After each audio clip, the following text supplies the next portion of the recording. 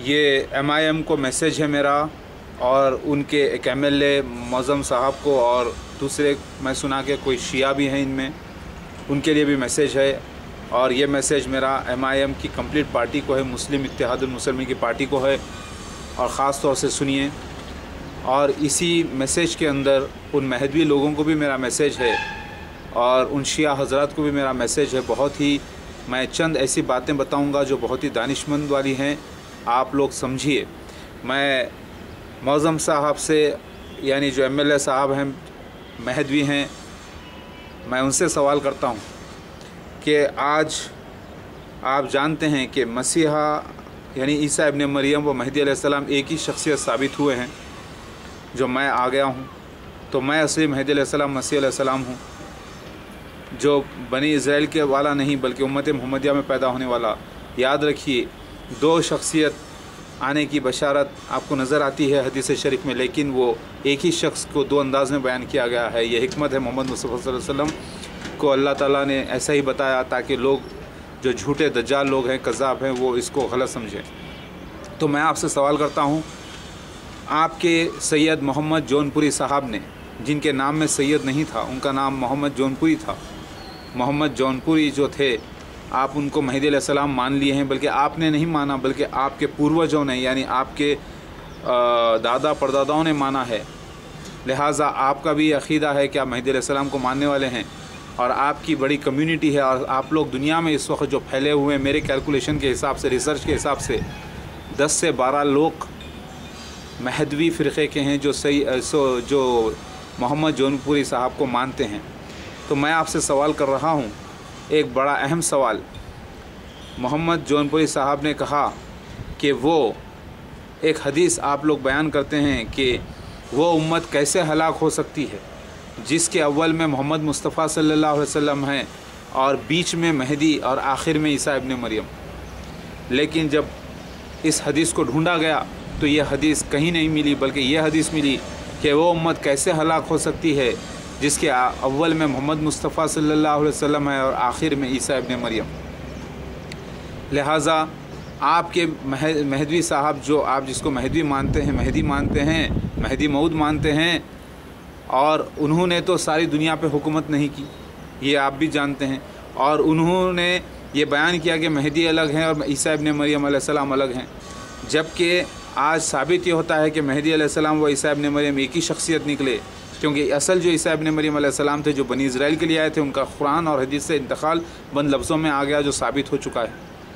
लिहाजा यही एक ही शख्सियत की बशारत ज़्यूस के नाम से, ओसिरिस के नाम से, लॉर्ड शिवा के नाम से, दत्तात्रेय के नाम से, मिराको बंसू के नाम से, जैसर खान के नाम से, नरसिम्हा के नाम से मौजूद है। अलग अलग ज़्यूस के नाम से, ओसिरिस के नाम से, अलग अलग कौमों में, और हर जगह मसीह दज्जाल का क़ातिल एक ही शख्स को करार दिया है। फिर हदीस शरीफ में दो शख्स कैसे हो सकते हैं?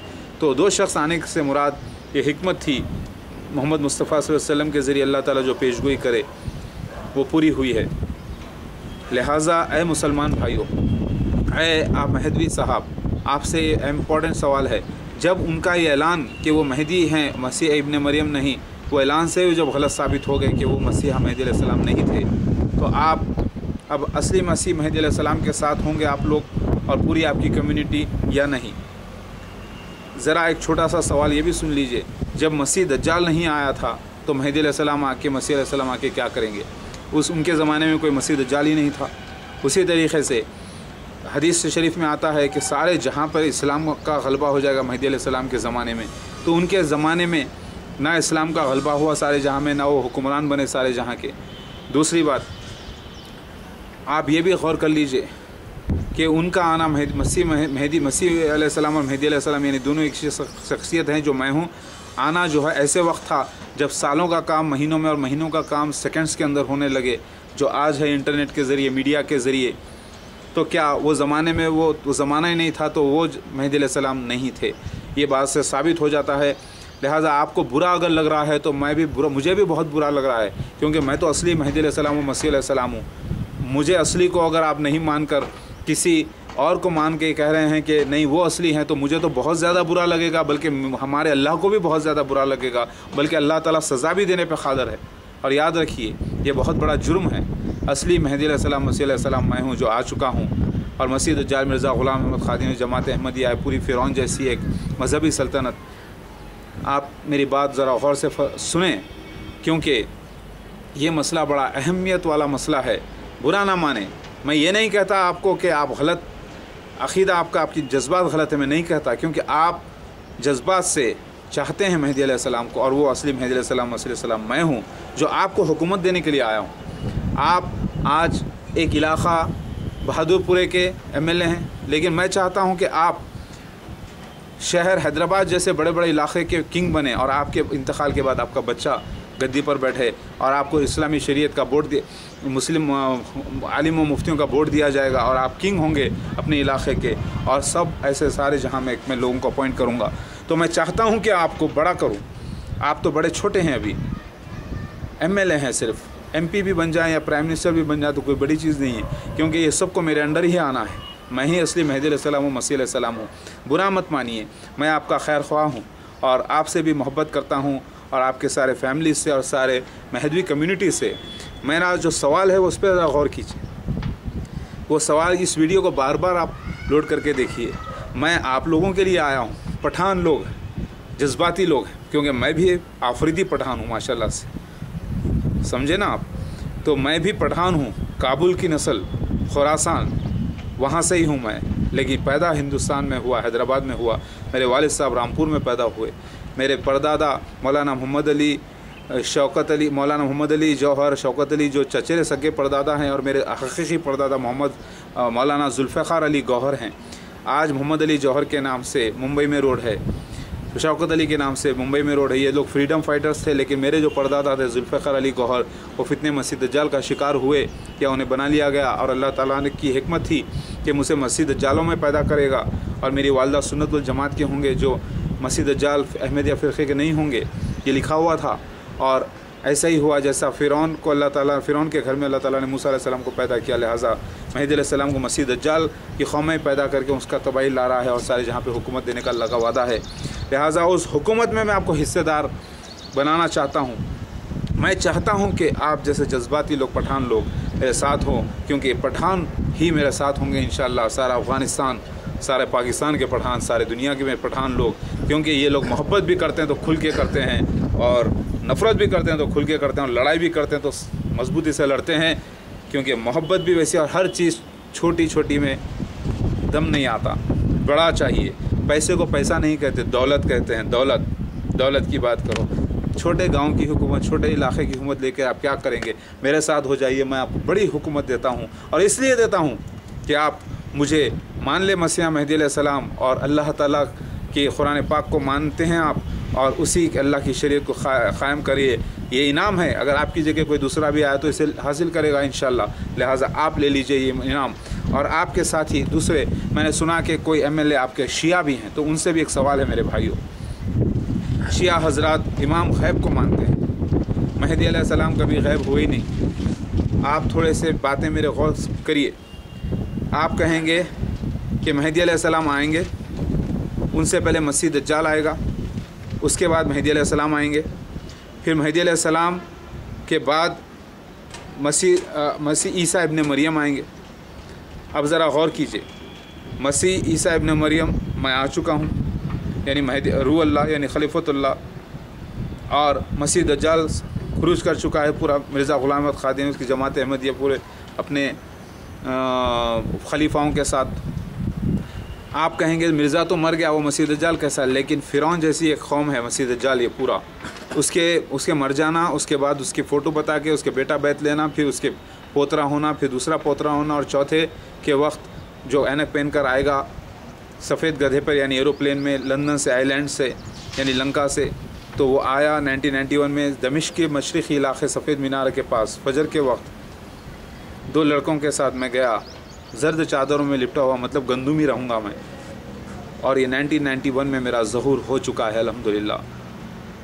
अल्लाहु अकबर। तो ये हदीस पे आपका ईमान है कि नहीं है कि दमिश्क के मशरक़ी इलाक़े में फजर के वक्त 2 फरिश्तों के कंधे पे हाथ रखे ईसा इब्न मरियम नाजिल होंगे 2 जर्द चादरों में लिपटे। ये वाक़या 1991 में हो चुका है मेरे साथ। अब आप कहेंगे 2 ज़र्द चादरों से मुराद क्या है? तो फिर दूसरी हदीस देखिए, मोहम्मद मुस्तफ़ा सल्लल्लाहु अलैहि वसल्लम ने खाने काबा का तवाफ़ करते हुए देखा अपने आप को, और फिर से देखा एक शख्स को। तो वो शख्स थे कंधों तक बाल, और 2 आदमी से टेक लगा के तवाफ़ कर रहे थे। लोगों से पूछने पर पता चला कि ये मसीहा इब्ने मरियम हैं। फिर मोहम्मद मुस्तफ़ा सल्लल्लाहु अलैहि वसल्लम ने एक शख्स और एक देखा, वो शख्स एक शख्स से टेक लगाकर खाने काबा का तवाफ़ कर रहा था, और वो उसकी आँख ऐसे फूले हुए अंगूर की तरह थी जैसे हरा गिलास, दूसरी आँख भी फूले हुए अंगूर की तरह रिवायतों में आता है। और वो एक आदमी से टेक लगाकर, और वो सुर्ख था, गिड्ढा था, और वो बूढ़ा भी था, और वो खाने काबा का तवाफ़ कर रहा था। तो लोगों से मोहम्मद मुस्तफ़ा से उसने पूछा कि ये कौन है? तो लोगों ने कहा ये मसीह दज्जाल है।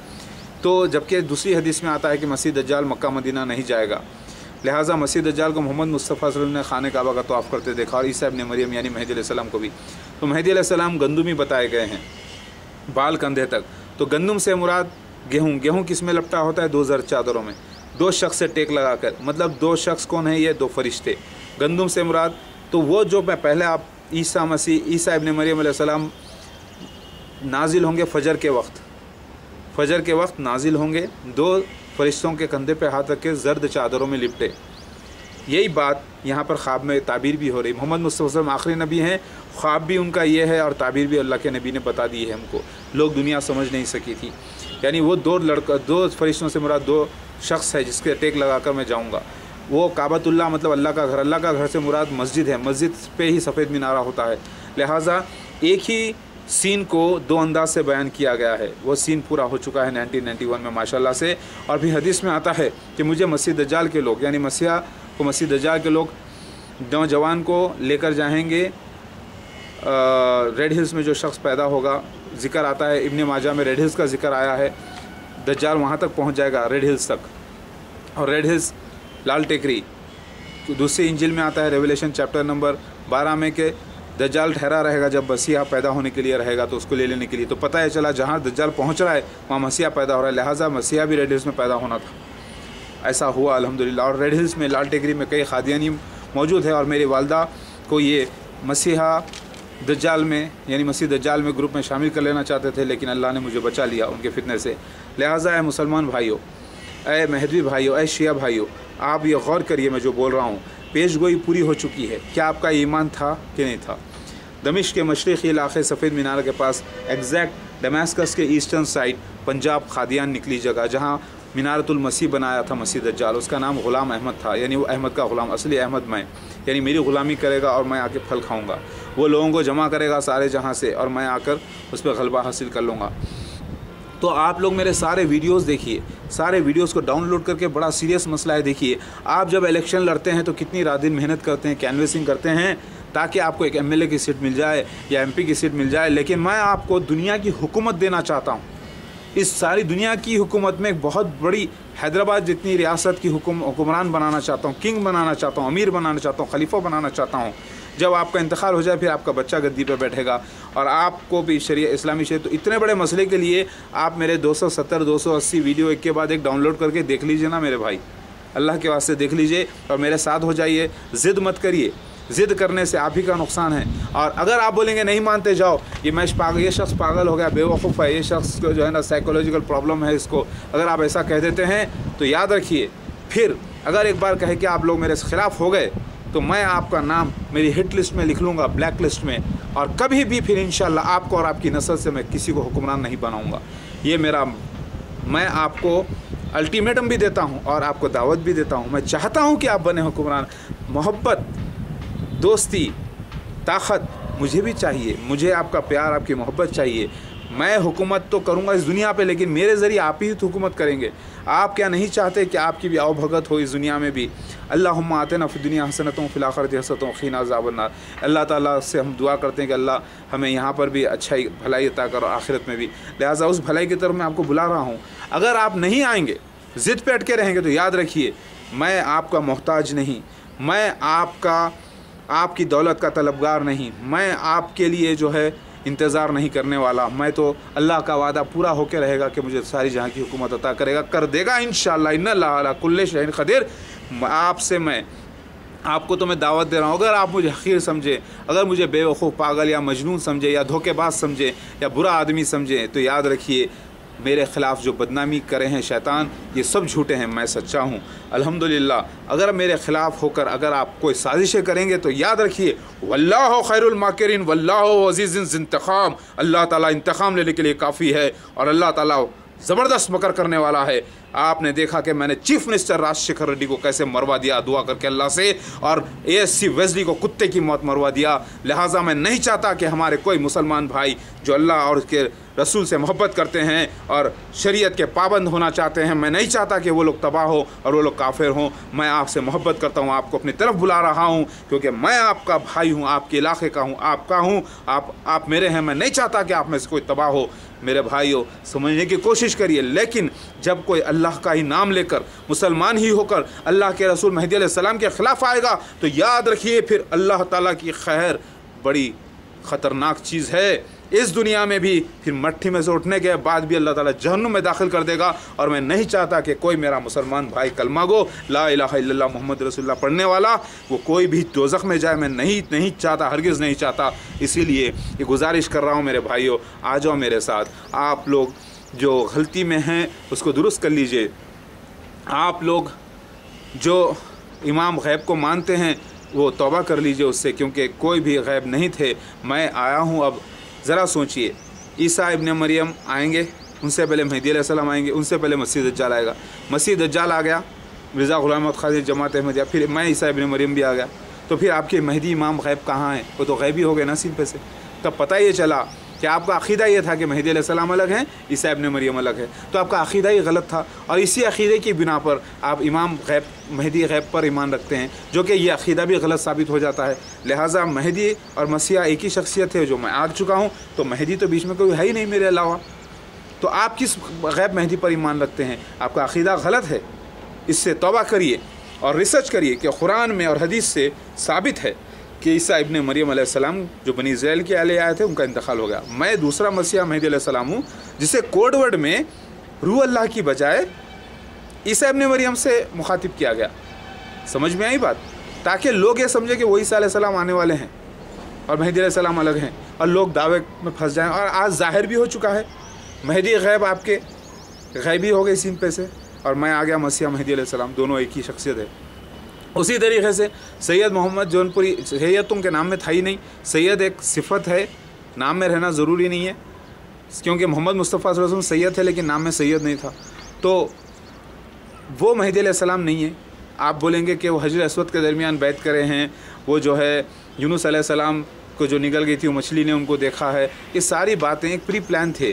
वो लेकर गए, अपने ही लोगों को लेके जाके बैत लेने से कोई मेहदी नहीं हो जाते। ना वो वक्त था, ना वो मसीह दज्जाल का वक्त था, ना वो उस वक़्त इज़राइल नेशन क़ायम हुआ था, ना उस वक़्त इंटरनेट और मीडिया मौजूद नहीं था, टेलीफोन मौजूद नहीं था। लिहाजा वो वक्त ही नहीं था मसीहा मेहदी अलैहिस्सलाम आने का। लिहाजा आपके सैयद मोहम्मद जौनपुरी साहब ख़ुद ने दावा नहीं किया मसीहा अलैहिस्सलाम मेहदी अलैहिस्सलाम एक ही शख्सियत है कहकर, और सिर्फ वो मेहदी अलैहिस्सलाम होने का दावा करे और इंतकाल हो गया उनका। लिहाजा वो मेहदी अलैहिस्सलाम मसीह अलैहिस्सलाम नहीं थे। वैसे ही इमाम गैब भी कोई नहीं है।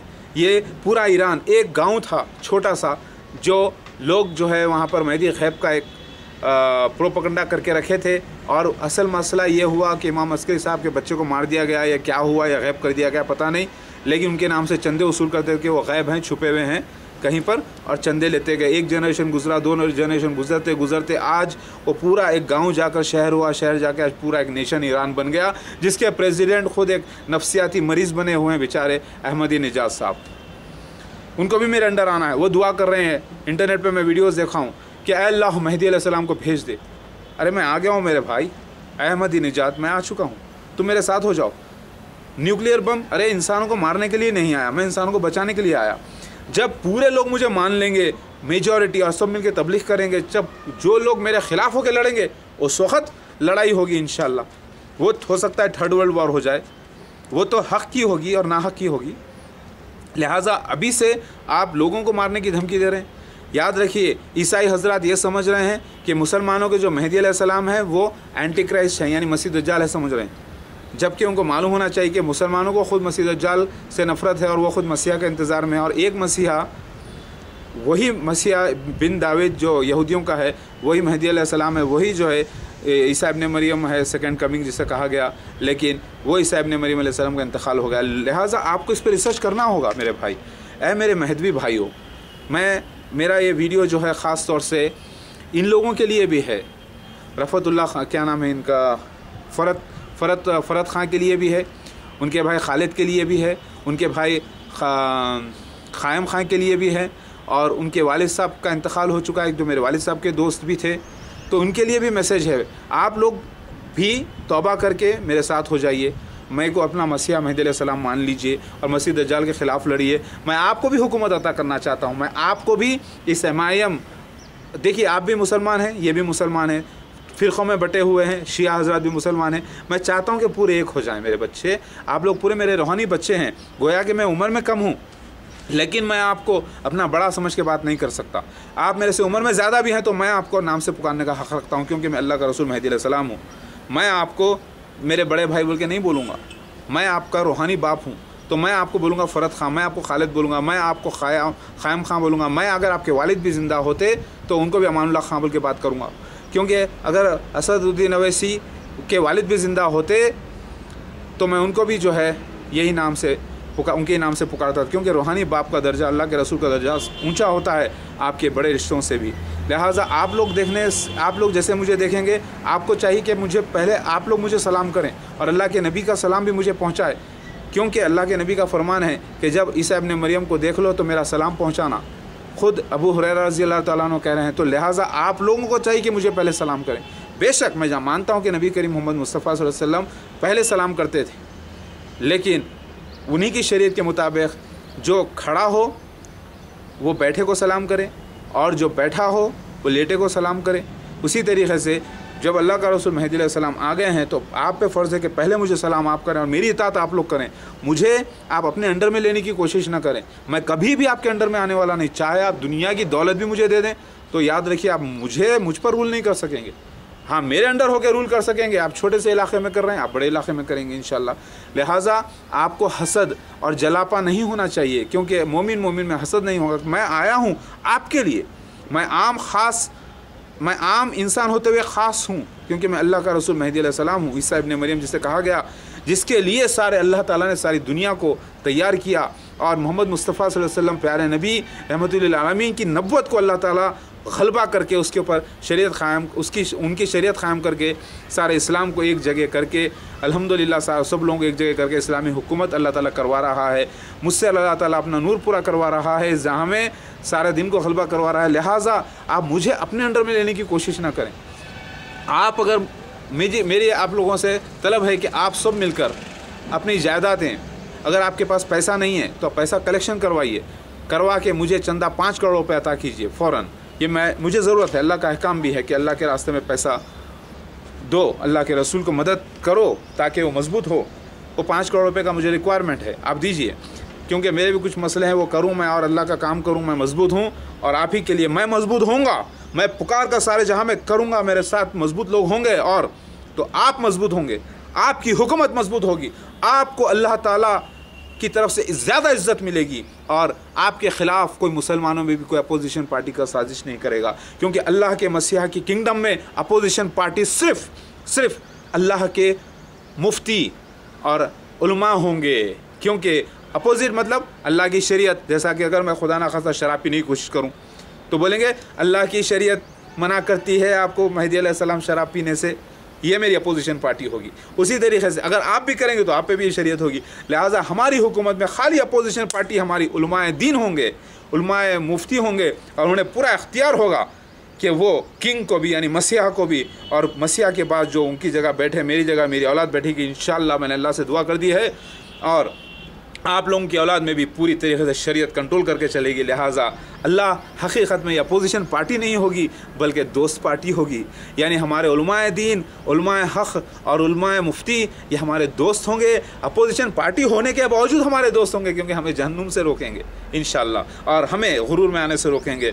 हम देखेंगे कि हमारे पावर का गलत इस्तेमाल नहीं हो रहा है। तो ऐ मुसलमान भाइयों, ऐ एमआईएम वालों, पूरे आपकी एमआईएम पार्टी में थोड़े से जिनाकार लोग हैं, उनकी लिस्ट मुझे मालूम है उनके बारे में, उनके लिए कभी रिकमेंड मत करना मेरे से। मैं बोलूँगा भी नहीं उनके नाम क्या है, लेकिन मेरी वो ब्लैक लिस्ट में है। इसी तरीके से कुछ ऐसे भी लोग हैं जो फितना बर्पा करना चाहते हैं, तो ये आपके दुश्मन हैं, मेरे नहीं। मेरा तो अल्लाह दोस्त काफ़ी है। मुझे धमकियां अगर आप लोग देना चाहेंगे, मुझे मेरे ख़िलाफ़ साजिशें करना चाहेंगे, तो याद रखिए मेरा अल्लाह ताला दोस्त बड़ा है और काफ़ी है मेरे अल्लाह ताला की दोस्ती। आपकी दुश्मनी मेरे लिए कोई मायने नहीं रखती। अगर आप ये समझेंगे ये शख्स मैं पैसा कमाने का कोई चक्कर चल रहा हूँ, तो ये भी आपकी गलती है, क्योंकि पैसा, दौलत, शोहरत क्या देंगे आप मुझे,